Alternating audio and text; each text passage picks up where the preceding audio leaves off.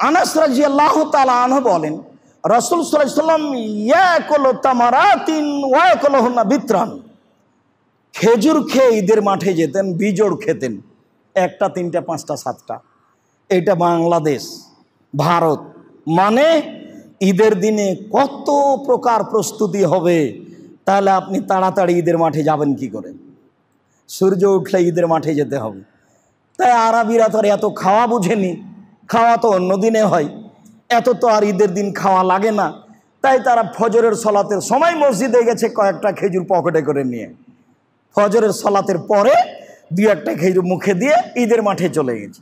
মসজিদে নববীর উপর দিয়ে হেঁটে 500 গজ দূরে গিয়ে ফাঁকা জায়গায় ঈদের সলাত আদায় করতে হবে। কাজেই ঈদের সলাত ঘেরা হারাম, ঈদের সলাতে বাঁশ দিয়ে সামিয়ানা দেওয়া হারাম, না যায় নোংরামি। টাকা থাকলে ফকির পাওয়া যায় না, ভিক্ষুক পাওয়া যায় না দেশে। ঈদের মাঠ সাজাতে হবে, ঈদের মাঠ সাজানো হারাম, ইটের মাঠ সাজানো কাবিরা গুনাহ, ঈদের মাঠ সাজানো হারাম। বাঁশ দিয়ে হোক, সামিয়ানা দিয়ে হোক, ফুল দিয়ে হোক, আরও কিছু দিয়ে হোক, একেবারেই ফাঁকা থাকবে। দখলের জন্য প্রাচীর দিতে পারে হালকা করে, তবুও বলতে হবে দখলের জন্য দিয়েছি।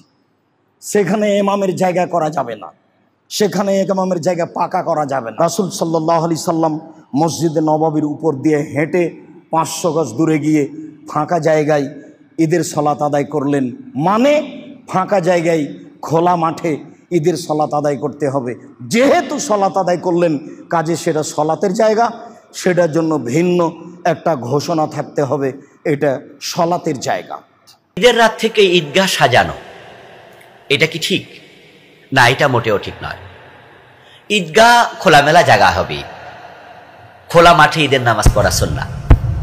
অপ্রয়োজনে সেখানে প্যান্ডেল করা, অপ্রয়োজনে সেখানে ঝাড়বাতি দেয়া, অপ্রয়োজনে সেখানে আলোকসজ্জা করা, এটা পরিত্যাজ্য। হ্যাঁ, বৃষ্টি হতে পারে, এজন্য যদি সেটা মনে করে সেখানে ঈদগাহে সামিয়ানার ব্যবস্থা করা হয় তাহলে সেটা অসুবিধা নেই। কিন্তু শুধু শুধু ঈদগাহ বানানো কোনো প্রয়োজন নেই। রাসূলুল্লাহ সাল্লাল্লাহু আলাইহি সাল্লাম খোলা মাঠে ঈদের নামাজ পড়তেন। তো আমাদের দেশে সব জায়গায় খোলা মাঠ নেই, এজন্য আমরা জায়গা সংকুলন না হওয়াতে শহর কেন্দ্রিক আমরা মসজিদে ঈদের নামাজ পড়ি। এটা জায়েজ, কিন্তু সুন্নাহ না। সুন্নাহ হলো খোলা ময়দানে ঈদের নামাজ পড়া। তো যেখানে শুধু শুধু প্যান্ডেল বানানোরই প্রয়োজন নেই, ঈদের নামাজ তো সকালে হবে, একবারে ভোরে হবে, এটাই সুন্নাহ। যতটা পারা যায় সূর্যোদয়ের পরপর ঈদের নামাজ পড়ে নেয়া, এটাই প্রকৃত সুন্নাহ। তো তখন তো সূর্যের আলো থাকে না, তাই সূর্যের আলো থেকে বাঁচার জন্য প্যান্ডেল করার প্রয়োজনও হয় না। তবে হ্যাঁ, মানুষ বেশি হওয়ার কারণে 2টা জামাত, 3টা জামাত, 4টা জামাত কোনো কোনো ঈদগাহে হয়। যদি মনে করা হয় যে সেখানে মানুষ বৃষ্টিতে কষ্ট পেতে পারে, এই জাতীয় সম্ভাবনায় প্যান্ডেল দেয়, অসুবিধা নেই বৃষ্টি থেকে বাঁচার জন্য।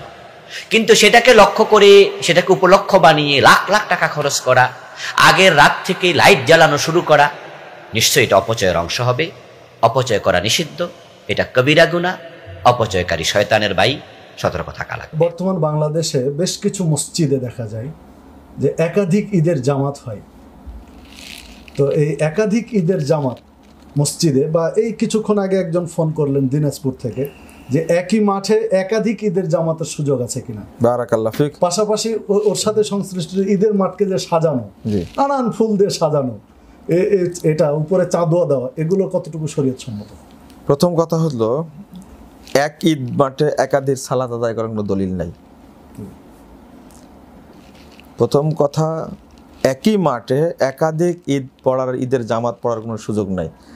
এতটাতে এই জামাত হবে, দ্বিতীয়টা এত জামাত হবে, একটাই জামাত হবে এক জায়গাতে। এটা টাইমেরও ব্যাপার আছে। আর একটা বিষয় হলো যে এটা ঈদের জামাতের খুতবার প্রসঙ্গ আছে।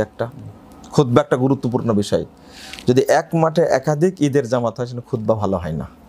অতএব এটা রাসূলের যুগে ছিল না, সাহাবীদের যুগে ছিল না। এই ট্র্যাডিশনটা বাদ দিতে হবে। আমি মুসল্লিদেরকে বলবো, ভাই বোনদেরকে বলবো, যেখানে একাধিক জামাত হয় সেই জায়গায় আপনারা ঈদের সালাত পড়তে যাবেন না, বরং একটা জামাত যেখানে হবে সেখানে সালাত আদায় করবেন।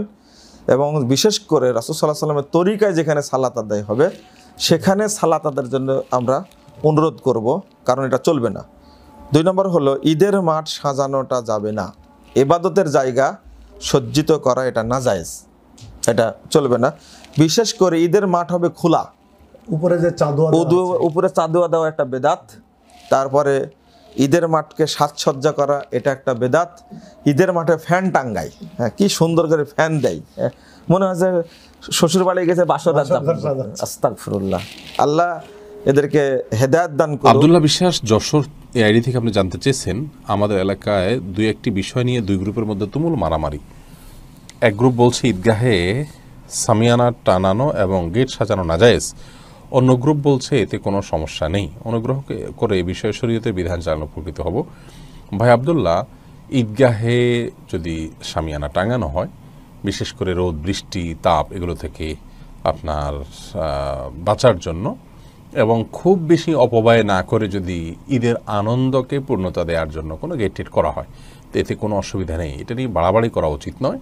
আবার গেট করতে গিয়ে অনেক অর্থ করি ব্যয় করে, গরিব মানুষ যেখানে খেতেও পাচ্ছে না অনেক সময়, সেখানে অনেক অর্থ করে ব্যয় করে অপচয় করাটাও সঠিক হবে না। অতএব যদি অপচয়ের পর্যায়ে গিয়ে না পড়ে, তাহলে ইনশাআল্লাহ বিইذনিল্লাহ এ ধরনের গেট করে এবং শামিয়ানা টাঙিয়ে ঈদের সালাত আদায় করাতে কোনো অসুবিধা নেই। যারা এটিকে নিষেধ করছেন তাদেরও বোঝা উচিত যে রোদ বৃষ্টি থেকে বাঁচানোর জন্য মাথার উপরে কিছু দিতেই পারে, অতএব শামিয়ানা টাঙানোতে কোনো অসুবিধা নেই। আর যদি সৌন্দর্যের অংশ হিসাবে করা হয়ে থাকে, তাহলে এ ধরনের সৌন্দর্য বর্ধন শরীয়তে নিষিদ্ধ নয়।